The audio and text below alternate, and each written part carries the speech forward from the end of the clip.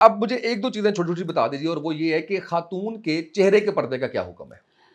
بنیادی طور پہ اس کے بارے میں میرا جو اسکول آف تھاٹ ہے یا میرا نقطۂ نظر ہے، میں آپ کے سامنے کچھ دو حدیثیں صرف رکھوں گا تاکہ بات مختصر ہو۔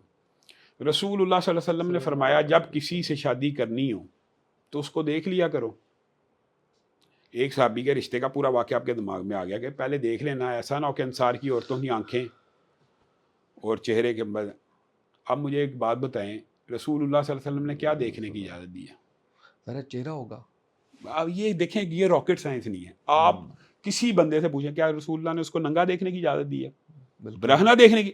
صرف چہرہ دیکھنے کی اجازت دی ہے۔ اس کا مطلب ہے چہرہ چھپا ہوا تو دیکھنے کی اجازت دی ہے۔ پھر قرآن کی آیت ہے، اللہ رب العزت قرآن پاک میں کہتا ہے وہ عورتیں جو بوڑھی ہو جائیں اور جن کے حیض کے ایام بند ہو جائیں ان کے اوپر کوئی حرج نہیں کہ وہ اپنے کپڑوں کو اتار دیں۔ کس جگہ کے کپڑوں کو اتارنے کا؟ چہرے کے۔ بس یہ بڑی ویلڈ اور مضبوط دلائل ہیں چہرے کے پردے کے۔ کیا رسول اللہ صلی اللہ علیہ وسلم یہ کہہ رہے ہیں کہ 60 سال کی عورت برہنہ گھومنے کی اجازت ہے، یا اللہ یہ کہہ رہا ہے؟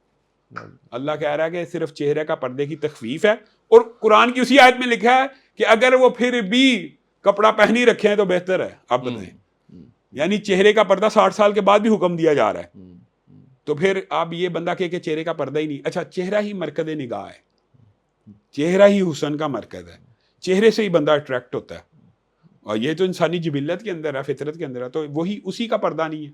پردہ چہرے کا ہے۔ جن علماء کا، دوسرے علماء کا بھی موقف سامنے آنا چاہیے، جن علماء نے چہرے کو کھلا رکھنے کی اجازت دی ہے اس کی جو شرائط ہے وہ ہمارے معاشرے میں پوری ہوتی ہے۔ چہرے کا پردہ نہیں کا استعمال کر کے، چہرے میں میک اپ بھی ہے، انہوں نے تو لکھا میک اپ نہ ہو، چہرہ اس طرح کا نہ ہو، اس طرح کا نہ ہو، 14 شرائط ہیں، تو ان کے اوپر بھی عمل نہیں ہوتا۔ اچھا، واپس آپ کی شخصیت پہ، مشغلہ کیا ہے فری اوقات میں آپ کا؟ مطالعہ، مطالعہ بہت زیادہ، اللہ کے فضل سے شوق بھی ہے، بچپن سے مطالعہ کرتا ہوں۔ اور دوسری بات یہ ہے کہ اللہ کے فضل و کرم سے میں مطالعے کے بغیر کبھی جمعہ نہیں پڑھایا، اور ہمارے اسکول آف تھاٹ میں آپ کو پتا ہے جمعہ تقریر سے بھی شروع ہوتا ہے، آخری 2 خطبے نہیں ہوتے، آپ کو پتا ہے وہ تقریر کو بھی خطبہ سمجھا جاتا ہے، تو وہ سارے لوگ وہی خطبہ سننے آتے ہیں۔ بالکل صحیح ہے۔